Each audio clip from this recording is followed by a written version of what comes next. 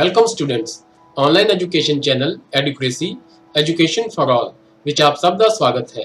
ਅੱਜ ਅਸੀਂ class 7th 7ਵੀਂ ਜਮਾਤ ਪੰਜਾਬ ਸਕੂਲ ਸਿੱਖਿਆ ਬੋਰਡ ਦੇ ਵਿਗਿਆਨ ਦਾ ਲੈਸਨ 1 ਦਾ ਦੂਜਾ ਭਾਗ ਪਾਰਟ 2 ਪੜਾਂਗੇ, ਜੋ ਲੈਸਨ ਦਾ ਨਾਮ ਹੈ ਪੌਦਿਆਂ ਵਿੱਚ ਪੋਸ਼ਣ, ਨਿਊਟ੍ਰੀਸ਼ਨ ਇਨ ਪਲਾਂਟਸ। ਸੋ ਇਸ ਦਾ ਪਹਿਲਾ ਭਾਗ ਤੁਸੀਂ ਪਹਿਲਾਂ ਪੜ੍ਹ ਚੁੱਕੇ ਹੋ, ਜਿਸ ਵਿੱਚ ਅਸੀਂ ਫੋਟੋਸਿੰਥੇਸਿਸ ਅਤੇ ਪਲਾਂਟਸ ਦੇ ਪੌਦਿਆਂ ਦੇ ਪੋਸ਼ਣ ਦੇ ਕੁਝ ਤਰੀਕੇ ਪੜ੍ਹੇ ਸਨ। ਆਓ ਹੁਣ ਇਸ ਦਾ ਦੂਜਾ ਭਾਗ ਪੜ੍ਹੀਏ। ਪੌਦਿਆਂ ਵਿੱਚ ਪੋਸ਼ਣ ਦੀਆਂ ਹੋਰ ਵਿਧੀਆਂ, other modes of nutrition in plants. ਕੁਝ ਪੌਦੇ ਅਜਿਹੇ ਵੀ ਹਨ ਜਿਨ੍ਹਾਂ ਵਿੱਚ ਕਲੋਰੋਫਿਲ ਨਹੀਂ ਹੁੰਦੀ। ਕਲੋਰੋਫਿਲ ਦੇ ਸਪੈਲਿੰਗ ਤੁਸੀਂ ਨੋਟ ਕਰ ਲਿੱਤੇ ਹੋਣਗੇ। ਉਹ ਆਪਣਾ ਭੋਜਨ ਸੰਸ਼ਲਿਸ਼ਟ ਨਹੀਂ ਕਰ ਸਕਦੇ, ਕਿਉਂਕਿ ਸਾਨੂੰ ਪਤਾ ਹੈ ਕਿ ਭੋਜਨ ਦੇ ਸੰਸ਼ਲੇਸ਼ਣ ਵਾਸਤੇ ਜੋ ਕਲੋਰੋਫਿਲ ਹੈ ਉਹ ਇੱਕ ਬਹੁਤ ਹੀ ਇੰਪੋਰਟੈਂਟ ਜ਼ਰੂਰੀ ਭਾਗ ਹੈ। ਉਸ ਤੋਂ ਬਿਨਾਂ ਫੋਟੋਸਿੰਥੇਸਿਸ ਨਹੀਂ ਹੋ ਸਕਦੀ। ਇਸ ਕਾਰਨ ਜਿਨ੍ਹਾਂ ਪੌਦਿਆਂ ਵਿੱਚ ਕਲੋਰੋਫਿਲ ਨਹੀਂ ਹੁੰਦੀ ਉਹ ਆਪਣਾ ਭੋਜਨ ਸੰਸ਼ਲਿਸ਼ਟ ਨਹੀਂ ਕਰ ਸਕਦੇ।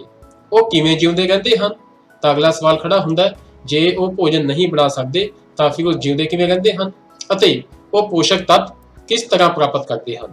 ਮਨੁੱਖ ਅਤੇ ਹੋਰ ਪ੍ਰਾਣੀਆਂ ਦੀ ਤਰ੍ਹਾਂ ਇਹ ਪੌਦੇ ਵੀ ਆਪਣੇ ਪੋਸ਼ਣ ਲਈ ਹੋਰ ਪੌਦਿਆਂ ਦੁਆਰਾ ਨਿਰਮਿਤ ਭੋਜਨ ਉੱਤੇ ਨਿਰਭਰ ਹੁੰਦੇ ਹਨ। ਉਹ ਪਰਪੋਸ਼ੀ ਪ੍ਰਣਾਲੀ ਹੈਟਰੋਟ੍ਰੋਫਿਕ ਮੋਡ ਦੀ ਵਰਤੋਂ ਕਰਦੇ ਹਨ। ਅਸੀਂ ਪੜ੍ਹਿਆ ਸੀ ਕਿ ਜੋ ਜੀਵ ਜੰਤੂ ਆਪਣਾ ਭੋਜਨ ਖੁਦ ਨਹੀਂ ਬਣਾ ਸਕਦੇ ਉਹ ਦੂਜੇ ਪੌਦਿਆਂ ਤੇ ਨਿਰਭਰ ਕਰਦੇ ਹਨ। ਉਹਨਾਂ ਨੂੰ ਹੈਟਰੋਟ੍ਰੋਪਸ ਕਿਹਾ ਜਾਂਦਾ ਹੈ। ਸੋ ਇਹ ਕੁਝ ਪੌਦੇ ਹਨ ਜਿਨ੍ਹਾਂ ਵਿੱਚ ਕਲੋਰੋਫਿਲ ਨਹੀਂ ਹੁੰਦੀ, ਇਹ ਆਪਣਾ ਭੋਜਨ ਨਹੀਂ ਬਣਾ ਸਕਦੇ। ਇਹ ਵੀ ਦੂਜੇ ਜੀਵਾਂ ਦੀ ਤਰ੍ਹਾਂ ਹੈਟਰੋਟ੍ਰੋਪਿਕ ਮੋਡ ਯੂਜ਼ ਕਰਕੇ ਦੂਜੇ ਪੌਦਿਆਂ ਤੋਂ ਆਪਣਾ ਭੋਜਨ ਗ੍ਰਹਿਣ ਕਰਦੇ ਹਨ। ਕੀ ਤੁਹਾਨੂੰ ਇਸ ਰੁੱਖ ਦੇ ਤਣੇ ਅਤੇ ਟਾਹਣੀਆਂ ਨਾਲ ਲਿਪਟੀ ਰੱਸੀ ਨੁਮਾ ਪੀਲੇ ਰੰਗ ਦੀ ਸੰਰਚਨਾ ਵਿਖਾਈ ਦਿੰਦੀ ਹੈ? ਤੁਸੀਂ ਇਹ ਪਿਕਚਰ ਵਿੱਚ, ਫੋਟੋਗ੍ਰਾਫ ਵਿੱਚ ਜੋ ਤਸਵੀਰ ਵਿੱਚ ਦੇਖ ਸਕਦੇ ਹੋ ਕਿ ਇੱਕ ਰੁੱਖ ਦੇ ਆਸੇ-ਪਾਸੇ ਇੱਕ ਪੀਲੇ ਰੰਗ ਦੀ ਰੱਸੀ ਵਰਗੀ ਸੰਰਚਨਾ ਦਿਖਾਈ ਦੇ ਰਹੀ ਹੈ। ਇਹ ਕੀ ਹੈ? ਇਹ ਅਮਰਵੇਲ ਕਸਕੂਟਾ ਦਾ ਪੌਦਾ ਹੈ। ਇਸ ਵਿੱਚ ਕਲੋਰੋਫਿਲ ਨਹੀਂ ਹੁੰਦੀ। ਇਹ ਪੌਦਾ, ਇਹ ਵੇਲ ਜੋ ਹੈ ਪੀਲੀ ਤਾਂ ਹੀ ਦਿਖਦੀ ਹੈ ਕਿਉਂਕਿ ਇਸ ਵਿੱਚ ਹਰੇ ਰੰਗ ਦੀ ਹਰਾ ਪਿਗਮੈਂਟ ਜੋ ਕਿ ਕਲੋਰੋਫਿਲ ਹੁੰਦਾ ਉਹ ਪ੍ਰੈਜ਼ੈਂਟ ਨਹੀਂ ਹੁੰਦਾ, ਉਹ ਨਹੀਂ ਹੁੰਦਾ। ਇਹ ਆਪਣਾ ਭੋਜਨ ਉਸ ਪੌਦੇ ਤੋਂ ਪ੍ਰਾਪਤ ਕਰਦੇ ਹਨ ਜਿਸ ਉੱਤੇ ਇਹ ਆਰੋਹਿਤ ਹੁੰਦੇ ਹਨ। ਇਹ ਜੋ ਅਮਰਵੇਲ ਹੈ ਇਹ ਆਪਣਾ ਭੋਜਨ ਉਸ ਪੌਦੇ ਤੋਂ ਪ੍ਰਾਪਤ ਕਰਦੀ ਹੈ ਜਿਸ ਉੱਪਰ ਇਹ ਚੜੀ ਹੁੰਦੀ ਹੈ। ਜਿਵੇਂ ਕਿ ਤੁਸੀਂ ਦੇਖ ਸਕਦੇ ਹੋ, ਇਹ ਹਰਾ ਪੌਦਾ ਪਿਛਲੇ ਪਾਸੇ ਦਿਖ ਰਿਹਾ ਹੈ। ਇਹ ਜੋ ਅਮਰਵੇਲ ਹੈ ਇਹ ਆਪਣਾ ਭੋਜਨ ਕਿੱਥੋਂ ਗ੍ਰਹਿਣ ਕਰਦੀ ਹੈ? ਇਸ ਪੌਦੇ ਤੋਂ ਜਿਸ ਉੱਤੇ ਇਹ ਆਰੋਹਿਤ ਹੁੰਦੇ ਹਨ। ਉਹ ਪੌਦਾ ਪਰਪੋਸ਼ੀ ਅਖਵਾਉਂਦਾ ਹੈ ਕਿਉਂਕਿ ਅਮਰਵੇਲ ਵਰਗੇ ਪੌਦੇ ਮੇਜ਼ਬਾਨ ਪੌਦੇ ਤੋਂ ਨੂੰ ਜ਼ਰੂਰੀ ਪੋਸ਼ਕਾਂ ਤੋਂ ਵਾਂਝੇ ਕਰਦੇ ਹਨ। ਇਸ ਲਈ ਇਹਨਾਂ ਨੂੰ ਪਰਜੀਵੀ ਪੈਰਾਸਾਈਟ ਕਹਿੰਦੇ ਹਨ, ਕਿਉਂਕਿ ਆਪਾਂ ਨੂੰ ਪਤਾ ਹੈ ਕਿ ਪੈਰਾਸਾਈਟ ਦੀ ਪਰਿਭਾਸ਼ਾ ਕੀ ਹੈ? ਜੋ ਜੀਵ ਦੂਸਰੇ ਜੀਵ ਤੋਂ ਪੋਸ਼ਣ ਲੈਂਦਾ ਹੈ ਅਤੇ ਉਸਨੂੰ ਉਸਦੇ ਬਦਲੇ ਵਿੱਚ ਕੁਝ ਨਹੀਂ ਦਿੰਦਾ, ਭਾਵ ਕਿ ਉਹ ਉਸਨੂੰ ਜ਼ਰੂਰੀ ਪੋਸ਼ਣਾਂ ਤੋਂ ਵਾਂਝਾ ਰੱਖਦਾ ਹੈ, ਉਸਨੂੰ ਪੈਰਾਸਾਈਟ ਜਾਂ ਫਿਰ ਪਰਜੀਵੀ ਕਿਹਾ ਜਾਂਦਾ ਹੈ। ਸੋ ਇਸ ਕੇਸ ਵਿੱਚ ਕੀ ਹੈ ਕਿ ਜੋ ਪੌਦਾ ਹੈ, ਜੋ ਮੇਜ਼ਬਾਨ ਪੌਦਾ ਹੈ, ਉਹ ਅਮਰਵੇਲ ਨੂੰ ਪੋਸ਼ਕ ਤੱਤ ਦੇ ਰਿਹਾ ਹੈ, ਪਰੰਤੂ ਉਸਦੇ ਬਦਲੇ ਅਮਰਵੇਲ ਉਸਨੂੰ ਕੁਝ ਵੀ ਨਹੀਂ ਦੇ ਰਹੀ। ਇਸ ਕਰਕੇ ਉਹ ਪੌਦੇ ਨੂੰ, ਮੇਜ਼ਬਾਨ ਪੌਦੇ ਨੂੰ ਜ਼ਰੂਰੀ ਪੋਸ਼ਕਾਂ ਤੋਂ ਵਾਂਝਾ ਰੱਖ ਰਹੀ ਹੈ। ਇਸ ਕਾਰਨ ਜੋ ਅਮਰਵੇਲ ਹੈ ਉਸਨੂੰ ਪਰਜੀਵੀ ਕਿਹਾ ਗਿਆ ਹੈ, ਯਾਨੀ ਕਿ ਪੈਰਾਸਾਈਟ ਕਿਹਾ ਗਿਆ ਹੈ। ਕੀ ਅਸੀਂ ਅਤੇ ਹੋਰ ਜੰਤੂ ਵੀ ਪੌਦਿਆਂ ਉੱਤੇ ਪਰਜੀਵੀ ਹਾਂ? ਤੁਹਾਨੂੰ ਇਸ ਉੱਤੇ ਵਿਚਾਰ ਕਰਨਾ ਚਾਹੀਦਾ ਹੈ। ਸੋ ਇਹ ਲੱਗ ਸਕਦਾ ਹੈ ਸਾਨੂੰ ਕਿ ਜੋ ਜੰਤੂ ਅਤੇ ਮਨੁੱਖ ਕਿਉਂਕਿ ਪੌਦਿਆਂ ਨੂੰ ਖਾਂਦਾ ਹੈ, ਇਹ ਪੌਦਿਆਂ ਤੇ ਪਰਜੀਵੀ ਹੈ, ਪਰੰਤੂ ਐਸਾ ਹੈ ਨਹੀਂ। ਪਰਜੀਵੀ ਦੀ ਪਰਿਭਾਸ਼ਾ ਹੈ ਕਿ ਉਹ ਜਾਨਵਰ, ਉਹ ਜੰਤੂ, ਉਹ ਪੌਦਾ ਜੋ ਦੂਜੇ ਪੌਦਿਆਂ ਨੂੰ ਜਾਂ ਦੂਜੇ ਮੇਜ਼ਬਾਨ ਪੌਦੇ ਜਾਂ ਜਾਨਵਰ ਨੂੰ ਪੋਸ਼ਕ ਤੱਤਾਂ ਤੋਂ ਵਾਂਝਾ ਰੱਖਦਾ ਹੈ ਅਤੇ ਉਸ ਤੋਂ ਆਪਣੇ ਵਾਸਤੇ ਪੋਸ਼ਕ ਤੱਤ ਗ੍ਰਹਿਣ ਕਰਦਾ ਹੈ, ਉਸਨੂੰ ਪਰਜੀਵੀ ਕਿਹਾ ਜਾਂਦਾ ਹੈ। ਪਹੇਲੀ ਜਾਣਨਾ ਚਾਹੁੰਦੀ ਹੈ ਕਿ ਸਾਡਾ ਖੂਨ ਚੂਸਣ ਵਾਲੇ ਮੱਛਰ, ਖਟਮਲ, ਜੂੰ ਅਤੇ ਜੋਕ ਵਰਗੇ ਜੀਵ ਵੀ ਪਰਜੀਵੀ ਹਨ? ਹਾਂ, ਬਿਲਕੁਲ। ਇਹ ਜੋ ਹਨ ਇਹ ਮੇਜ਼ਬਾਨ ਦਾ ਖੂਨ ਚੂਸਦੇ ਹਨ ਅਤੇ ਨਾਲ ਹੀ ਮੇਜ਼ਬਾਨ ਨੂੰ ਨੁਕਸਾਨ ਵੀ ਪਹੁੰਚਾਉਂਦੇ ਹਨ, ਜੋ ਕਿ ਪਰਜੀਵੀ ਦੀ ਪਰਿਭਾਸ਼ਾ ਹੈ। ਸੋ ਮੱਛਰ ਇੰਗਲਿਸ਼ ਵਿੱਚ ਮੋਸਕੀਟੋ, ਖਟਮਲ ਇਹਨੂੰ ਅੰਗਰੇਜ਼ੀ ਵਿੱਚ ਫਲੀ ਕਹਿੰਦੇ ਆ, ਜੂੰ ਇਸਨੂੰ ਇੰਗਲਿਸ਼ ਵਿੱਚ ਲਾਈਸ ਕਹਿੰਦੇ ਆ, ਤੇ ਜੋਕ ਲੀਚ, ਇਹ ਸਾਰੇ ਜੋ ਜਾਨਵਰ ਹਨ ਇਹ ਮੇਜ਼ਬਾਨ ਤੇ ਪਰਜੀਵੀ ਹੁੰਦੇ ਹਨ ਕਿਉਂਕਿ ਇਹ ਸਾਰੇ ਹੀ ਮੇਜ਼ਬਾਨ ਦਾ ਖੂਨ ਚੂਸਦੇ ਹਨ, ਭਾਵ ਕਿ ਮੇਜ਼ਬਾਨ ਨੂੰ ਨੁਕਸਾਨ ਪਹੁੰਚਾਉਂਦੇ ਹਨ। ਸੋ ਇਹ ਜੋ ਚਾਰੋਂ ਜਾਨਵਰ ਹਨ ਇਹ ਪਰਜੀਵੀ ਹਨ। ਕੀ ਤੁਸੀਂ ਅਜਿਹੇ ਪੌਦਿਆਂ ਨੂੰ ਵੇਖਿਆ ਹੈ ਜਾਂ ਉਹਨਾਂ ਬਾਰੇ ਸੁਣਿਆ ਹੈ ਜੋ ਜੰਤੂਆਂ ਨੂੰ ਖਾਂਦੇ ਹਨ? ਕੁਝ ਅਜਿਹੇ ਪੌਦੇ ਵੀ ਹਨ ਜੋ ਕੀਟਾਂ ਨੂੰ ਫੜਦੇ ਹਨ ਅਤੇ ਉਹਨਾਂ ਨੂੰ ਪਚਾ ਜਾਂਦੇ ਹਨ। ਕੀ ਇਹ ਹੈਰਾਨੀਜਨਕ ਹੈ? ਇਹ ਬਿਲਕੁਲ ਹੈਰਾਨੀਜਨਕ ਹੈ, ਕਿਉਂਕਿ ਅੱਜ ਤੱਕ ਤਾਂ ਅਸੀਂ ਇਹ ਜਿਹੇ ਪੌਦੇ ਨਹੀਂ ਦੇਖੇ, ਨਹੀਂ ਸੁਣੇ। ਅਸੀਂ ਇਹੋ ਜਿਹੇ ਜੀਵ ਤਾਂ ਸੁਣੇ ਸਨ ਜੋ ਕਿ ਪੌਦਿਆਂ ਨੂੰ ਖਾਂਦੇ ਸਨ ਅਤੇ ਉਹਨਾਂ ਨੂੰ ਪਚਾ ਜਾਂਦੇ ਸਨ, ਪਰੰਤੂ ਨੇਚਰ ਵਿੱਚ, ਕੁਦਰਤ ਵਿੱਚ ਅਜਿਹੇ ਪੌਦੇ ਵੀ ਮੌਜੂਦ ਹਨ ਜੋ ਕਿ ਛੋਟੇ ਜਾਨਵਰਾਂ ਨੂੰ, ਕੀਟਾਂ ਨੂੰ ਪਚਾ ਜਾਂਦੇ ਹਨ। ਅਜਿਹੇ ਪੌਦੇ ਹਰੇ ਜਾਂ ਹੋਰ ਕਿਸੇ ਰੰਗ ਦੇ ਹੋ ਸਕਦੇ ਹਨ। ਕੀਟਾਂ ਨੂੰ ਖਾਣ ਵਾਲੇ ਅਜਿਹੇ ਪੌਦੇ ਕੀਟਾਹਾਰੀ ਇਨਸੈਕਟੀਵੋਰਸ ਪੌਦੇ ਅਖਵਾਉਂਦੇ ਹਨ। ਸੋ ਜੋ ਇਸ ਤਰ੍ਹਾਂ ਦੇ ਪੌਦੇ ਹਨ ਜੋ ਕੀਟਾਂ ਨੂੰ ਖਾ ਜਾਂਦੇ ਹਨ, ਉਹਨਾਂ ਨੂੰ ਪਚਾ ਜਾਂਦੇ ਹਨ, ਇਹਨਾਂ ਨੂੰ ਇਨਸੈਕਟੀਵੋਰਸ ਕਿਹਾ ਜਾਂਦਾ ਹੈ। ਚਿੱਤਰ 1.6 ਤੁਸੀਂ ਨੀਚੇ ਦੇਖ ਸਕਦੇ ਹੋ, ਇਹਦੇ ਬਾਰੇ ਅਸੀਂ ਡਿਸਕਸ ਕਰਾਂਗੇ। ਇਹ ਇਸ ਦੀ ਘੜੇ ਵਰਗੀ ਵਿਖਾਈ ਦੇਣ ਵਾਲੀ ਸੰਰਚਨਾ ਅਸਲ ਵਿੱਚ ਉਸਦੇ ਪੱਤੇ ਦਾ ਮੋਡੀਫਾਈਡ ਭਾਗ ਹੈ, ਰੂਪਾਂਤਰਿਤ ਭਾਗ ਹੈ। ਇਸ ਪੱਤੇ ਦਾ ਰੂਪਾਂਤਰਣ ਹੋ ਚੁੱਕਿਆ ਹੈ। ਇਸ ਨੂੰ ਮੋਡੀਫਾਈਡ ਲੀਫ ਕਿਹਾ ਜਾਂਦਾ ਹੈ। ਪੱਤੇ ਦਾ ਉੱਪਰਲਾ ਭਾਗ ਘੜੇ ਦਾ ਢੱਕਣ ਬਣਾਉਂਦਾ ਹੈ। ਸੋ ਤੁਸੀਂ ਦੇਖ ਸਕਦੇ ਹੋ, ਪੱਤੇ ਦਾ ਉੱਪਰਲਾ ਭਾਗ ਜੋ ਹੈ ਉਹ ਬਿਲਕੁਲ ਘੜੇ ਨੂੰ ਢੱਕਣ ਵਾਸਤੇ, ਢੱਕਣ ਦਾ ਕੰਮ ਕਰ ਰਿਹਾ ਹੈ। ਘੜੇ ਦੇ ਅੰਦਰ ਅਨੇਕ ਰੋਮ ਹੁੰਦੇ ਹਨ। ਰੋਮ ਮਤਲਬ ਛੋਟੇ ਛੋਟੇ ਵਾਲ ਹੁੰਦੇ ਹਨ, ਲੂਏ ਹੁੰਦੇ ਹਨ, ਜੋ ਹੇਠਾਂ ਵੱਲ ਝੁਕੇ ਰਹਿੰਦੇ ਹਨ। ਜਦੋਂ ਕੋਈ ਕੀਟ ਘੜੇ ਵਿੱਚ ਦਾਖਲ ਹੁੰਦਾ ਹੈ ਤਾਂ ਉਸਦੇ ਰੂਆਂ ਦੇ ਵਿੱਚ ਫਸ ਜਾਂਦਾ ਹੈ। ਘੜੇ ਵਿੱਚ ਮੌਜੂਦ ਪਾਚਕ ਰਸ ਦੁਆਰਾ ਕੀਟਾਂ ਦਾ ਪਾਚਨ ਕਰ ਲਿਆ ਜਾਂਦਾ ਹੈ, ਡਾਈਜੈਸ਼ਨ ਕਰ ਦਿੱਤਾ ਜਾਂਦਾ ਹੈ। ਬੂਝੋ ਹੈਰਾਨ ਹੈ, ਜੇ ਘੜਾ ਬੂਟੀ ਪੌਦਾ, ਇਸ ਦਾ ਨਾਮ ਕੀ ਹੈ?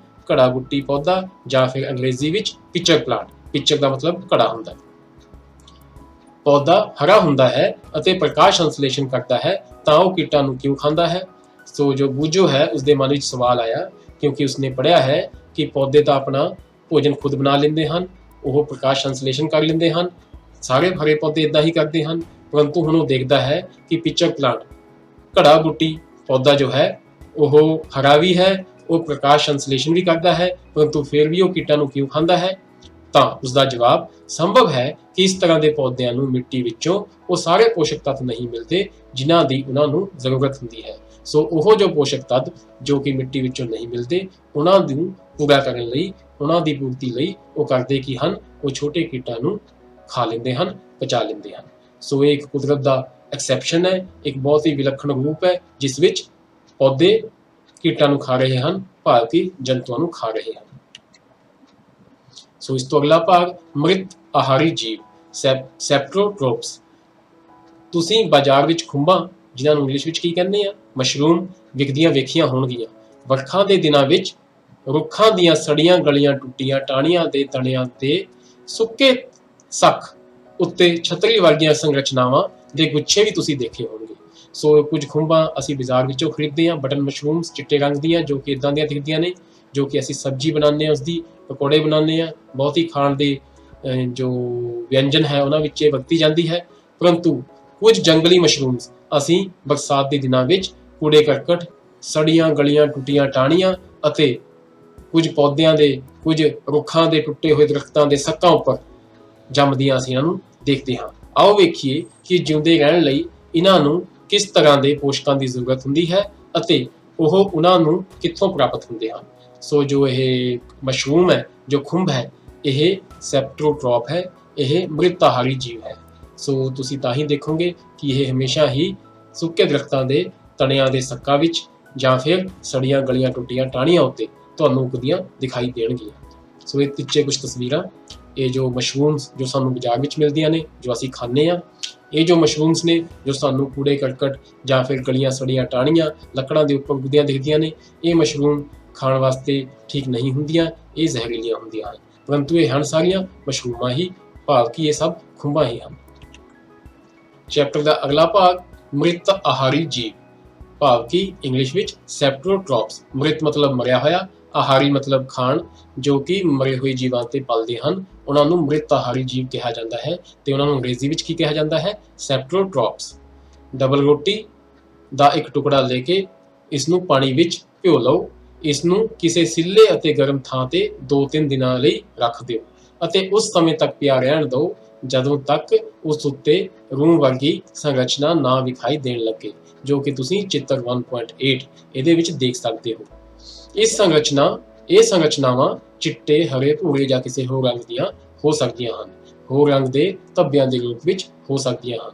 ਕਿਸੇ ਵਡਦਰਸ਼ੀ ਲੈਂਸ, ਮੈਗਨੀਫਾਈਂਗ ਗਲਾਸ ਜਾਂ ਸੂਖਮਦਰਸ਼ੀ ਮਾਈਕਰੋਸਕੋਪ ਦੀ ਮਦਦ ਨਾਲ ਇਹਨਾਂ ਨੂੰ ਵੇਖੋ। ਆਪਣੇ ਪ੍ਰੀਖਣਾਂ ਨੂੰ ਨੋਟਬੁੱਕ ਵਿੱਚ ਨੋਟ ਕਰੋ, ਲਿਖੋ। ਸੰਭਵ ਹੈ ਕਿ ਤੁਹਾਨੂੰ ਰੂੰ ਦੇ ਧਾਗਿਆਂ ਵਰਗੀਆਂ ਸੰਰਚਨਾਵਾਂ ਦਿਖਾਈ ਦੇਣ।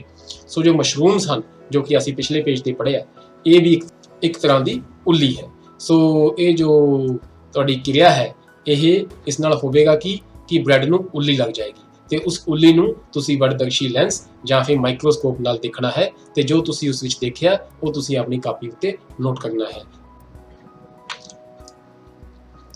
ਇਹ ਜੀਵ ਉੱਲੀ, ਇੰਗਲਿਸ਼ ਵਿੱਚ ਫੰਜਾਈ, ਅਖਵਾਉਂਦੇ ਹਨ। ਇਹਨਾਂ ਦੀ ਪੋਸ਼ਣ ਪ੍ਰਣਾਲੀ ਜਾਂ ਪੋਸ਼ਣ ਵਿਧੀ ਵੱਖ ਕਿਸਮ ਦੀ ਹੁੰਦੀ ਹੈ। ਇਹ ਮ੍ਰਿਤ ਜਾਂ ਵਿਘਟਨਕਾਰੀ ਵਸਤੂਆਂ, ਇਹਨਾਂ ਨੂੰ ਇੰਗਲਿਸ਼ ਵਿੱਚ ਕੀ ਕਹਾਂਗੇ, ਡਿਕੇਇੰਗ ਆਬਜੈਕਟਸ, ਜੈਵ ਪਦਾਰਥਾਂ ਭਾਵ ਕਿ ਆਰਗੈਨਿਕ ਮੈਟਰ ਦੀ ਸਤਹ ਉੱਤੇ ਕੁਝ ਪਾਚਕ ਰਸਾਂ ਦਾ ਰਿਸਾਅ ਨੂੰ ਇੰਗਲਿਸ਼ ਵਿੱਚ ਕੀ ਕਹਿੰਦੇ ਆ, ਸਿਕਰੀਟ ਕਰਦੇ ਹਨ, ਜਿਸ ਨਾਲ ਉਹ ਘੋਲ ਦੇ ਰੂਪ ਵਿੱਚ ਪਰਿਵਰਤਿਤ ਹੋ ਜਾਂਦੇ ਹਨ। ਸੋ ਇਹ ਜੋ ਪ੍ਰਣਾਲੀ ਹੈ, ਇਹਦੇ ਵਿੱਚ ਕੀ ਹੁੰਦਾ ਹੈ, ਜੋ ਫੰਗਸ ਹੈ, ਜੋ ਫੰਜਾਈ ਹੈ, ਉਹ ਕਰਦੀ ਕੀ ਹੈ, ਆਰਗੈਨਿਕ ਮੈਟਰ ਜਾਂ ਫਿਰ ਡਿਕੇਇੰਗ ਆਬਜੈਕਟਸ, ਡਿਕੇਇੰਗ ਮੈਟਰ ਦੇ ਉੱਪਰ ਕਿਸੇ ਖਾਸ ਤਰ੍ਹਾਂ ਦੇ ਪਾਚਕ ਰਸਾਂ ਦਾ ਰਿਸਾਅ ਕਰਦੀ ਹੈ। ਉਹ ਜੋ ਜੂਸਿਸ ਨੇ ਉਹ ਸਿਕਰੀਟ ਕਰਦੀ ਹੈ, ਜਿਸ ਨਾਲ ਹੁੰਦਾ ਕੀ ਹੈ ਕਿ ਉਹ ਜੋ ਜੈਵਿਕ ਪਦਾਰਥ ਹੈ, ਜੋ ਜੈਵ ਪਦਾਰਥ ਹੈ, ਉਹ ਇੱਕ ਘੋਲ ਵਿੱਚ ਪਰਿਵਰਤਿਤ ਹੋ ਜਾਂਦਾ ਹੈ। ਉਸ ਉਪਰੰਤ ਉਹ ਇਸ ਘੋਲ ਦਾ ਭੋਜਨ ਦੇ ਰੂਪ ਵਿੱਚ ਸੋਖਣ ਕਰਦੇ ਹਨ। ਉਸ ਤੋਂ ਬਾਅਦ ਫੰਗਸ ਜੋ ਫੰਜਾਈ ਹੈ, ਉਹ ਕਰਦੀ ਕੀ ਹੈ, ਇਸ ਘੋਲ ਦਾ ਭੋਜਨ ਦੇ ਰੂਪ ਵਿੱਚ ਇਸ ਦਾ ਸੋਖਣ ਕਰ ਲੈਂਦੀ ਹੈ, ਇਸ ਨੂੰ ਸੋਖ ਲੈਂਦੀ ਹੈ।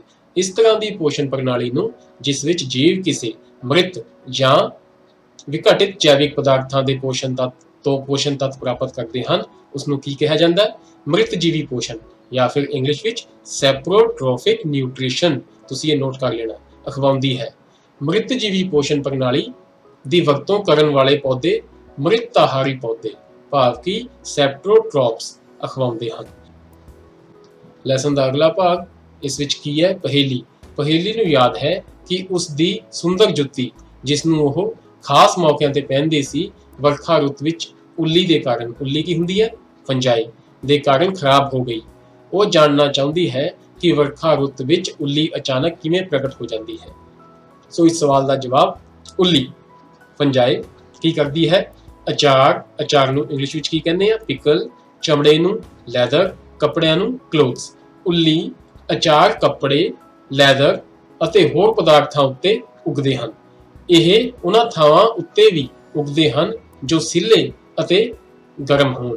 ਸੋ ਤੁਸੀਂ ਦੇਖੋਗੇ ਕਿਸੇ ਦੀਵਾਰ ਉੱਪਰ ਵੀ ਉੱਲੀ ਕਈ ਵਾਰ ਉਗ ਜਾਂਦੀ ਹੈ ਜੋ ਕਿ ਸਿੱਲੀ ਹੋਵੇ, ਜਿਸ ਵਿੱਚ ਨਮੀ ਹੋਵੇ। ਉੱਲੀ ਦੇ ਵਾਧੇ ਲਈ ਵਰਖਾ ਰੁੱਤ ਸਭ ਤੋਂ ਵਧੀਆ ਅਵਸਥਾਵਾਂ ਪ੍ਰਦਾਨ ਕਰਦੀ ਹੈ, ਕਿਉਂਕਿ ਵਰਖਾ ਰੁੱਤ ਵਿੱਚ ਹੁੰਦਾ ਕੀ ਹੈ, ਬਹੁਤ ਨਮੀ ਹੁੰਦੀ ਹੈ ਤੇ ਬਹੁਤ ਗਰਮੀ ਹੁੰਦੀ ਹੈ। ਇਹ ਦੋ ਅਵਸਥਾਵਾਂ ਕੀ ਨੇ, ਉੱਲੀ ਦੇ ਉੱਗਣ ਵਾਸਤੇ ਬਹੁਤ ਹੀ ਫਾਇਦੇਮੰਦ ਨੇ, ਲਾਭਕਾਰੀ ਨੇ। ਇਸੇ ਕਾਰਨ ਵਰਖਾ ਰੁੱਤ ਦੇ ਦੌਰਾਨ ਅਨੇਕ ਵਸਤਾਂ ਉੱਲੀ ਦੇ ਵਾਧੇ ਦੇ ਕਾਰਨ ਨਸ਼ਟ ਜਾਂ ਫਿਰ ਅਣਉਪਯੋਗੀ ਹੋ ਜਾਂਦੀਆਂ ਹਨ। ਆਮ ਤੌਰ ਤੇ ਉੱਲੀ ਦੇ ਬੀਜਾਣੂ ਹਵਾ ਵਿੱਚ ਮੌਜੂਦ ਹੁੰਦੇ ਹਨ। ਜਦੋਂ ਇਹ ਕਿਸੇ ਅਜਿਹੇ ਜੈਵ ਪਦਾਰਥ ਜਾਂ ਉਪਜ ਉੱਤੇ ਡਿੱਗਦੇ ਹਨ ਜੋ ਸਿੱਲਾ ਅਤੇ ਗਰਮ ਹੋਵੇ, ਤਾਂ ਉਹ ਪੁੰਗਰ ਕੇ ਇੱਕ ਨਵੀਂ ਉੱਲੀ ਨੂੰ ਜਨਮ ਦਿੰਦੇ ਹਨ। ਸੋ ਜੋ ਇਹਦੇ ਸਪੋਰਸ ਨੇ, ਜੋ ਇਹਦੇ ਬੀਜਾਣੂ ਨੇ, ਉਹ ਹਵਾ ਵਿੱਚ ਹਮੇਸ਼ਾ ਹੀ ਮੌਜੂਦ ਹੁੰਦੇ ਹਨ। ਉਹ ਉਗਦੇ ਕਦੋਂ ਹਨ, ਜਦੋਂ ਉਹ ਕਿਸੇ ਜੈਵਿਕ ਪਦਾਰਥ ਤੇ ਡਿੱਗਦੇ ਹਨ ਅਤੇ ਨਾਲ ਹੀ ਉਹਨਾਂ ਨੂੰ ਨਮੀ ਅਤੇ ਗਰਮ ਵਾਤਾਵਰਣ, ਗਰਮ ਮਾਹੌਲ ਮਿਲਦਾ ਹੈ। ਉਸ ਦੇ ਨਾਲ ਕੀ ਹੁੰਦਾ ਹੈ, ਇਹ ਪੁੰਗਰ ਜਾਂਦੇ ਹਨ ਅਤੇ ਹੋਰ ਉੱਲੀ ਦੇ ਪੌਦਿਆਂ ਨੂੰ ਜਨਮ ਦਿੰਦੇ ਹਨ ਅਤੇ ਪੂਰੀ ਕਲੋਨੀ ਬਣਾ ਲੈਂਦੇ ਹਨ। ਸੋ ਲੈਸਨ ਦਾ ਅਗਲਾ ਭਾਗ, ਲੈਸਨ ਵੱਲ ਅੱਗੇ ਵਧਦੇ ਹਾਂ।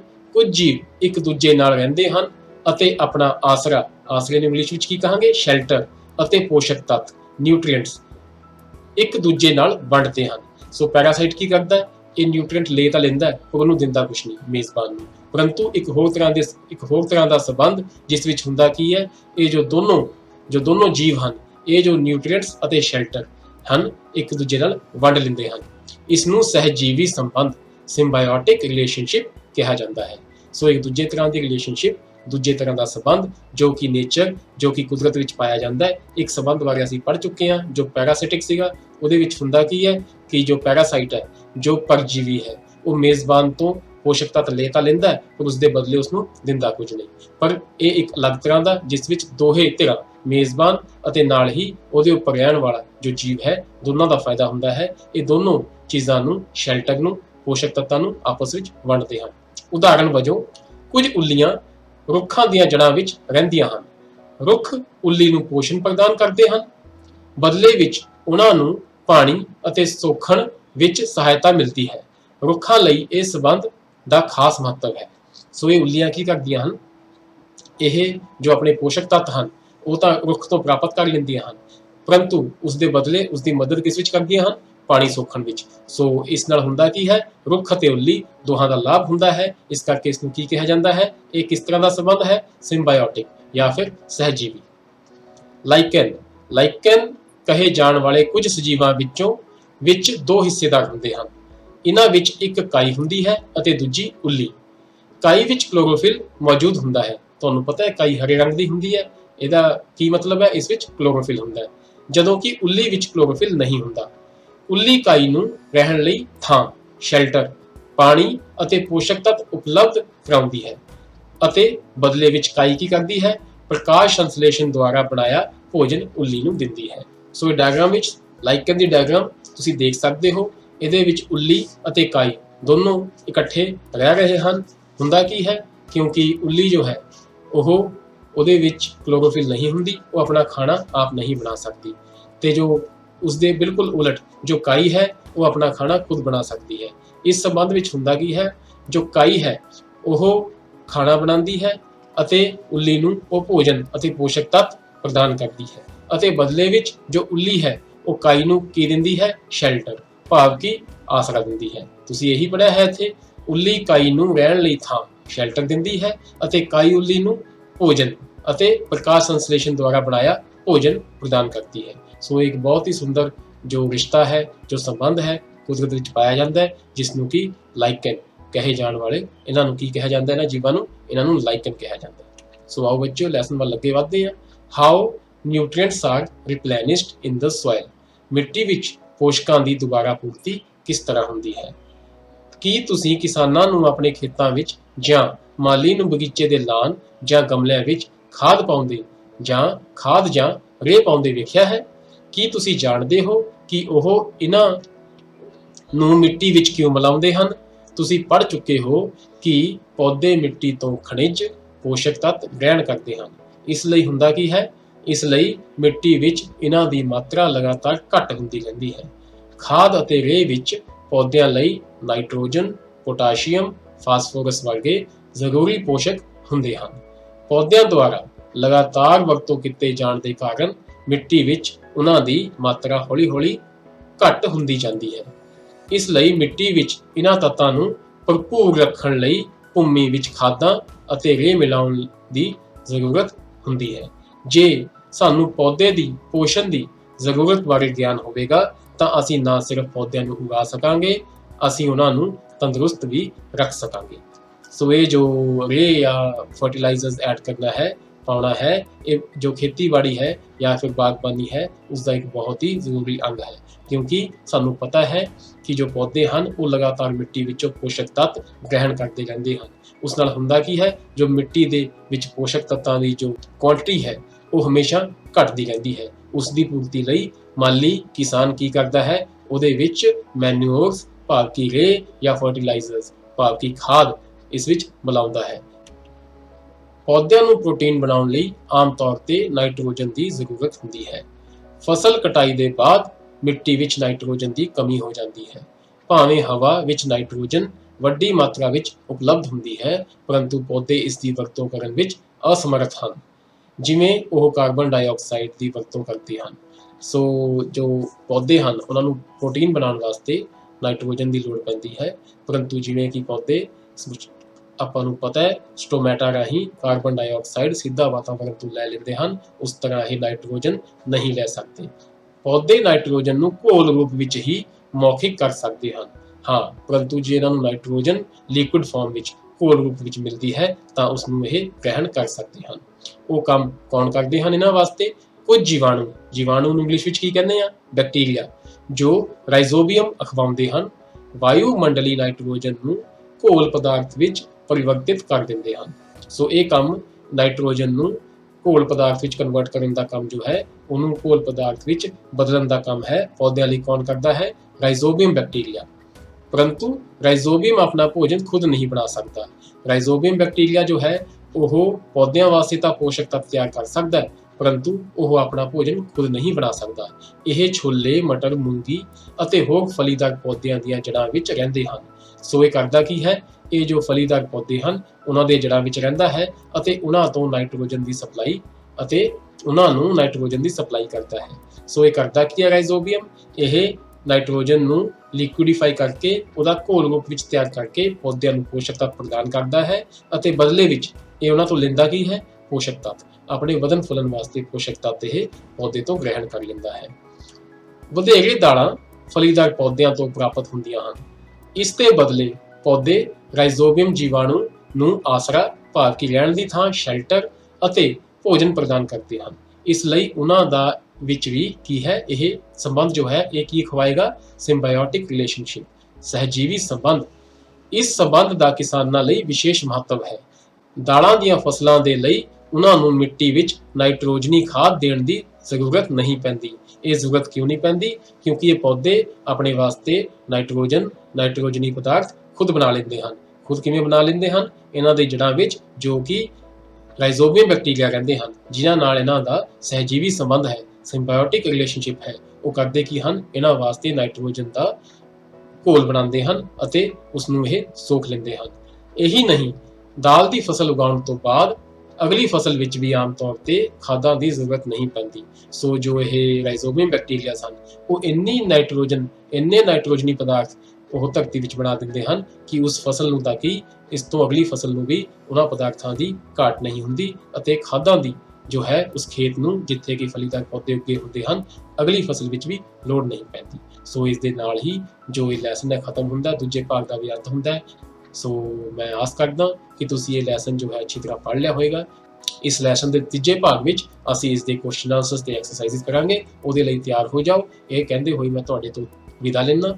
ਧੰਨਵਾਦ।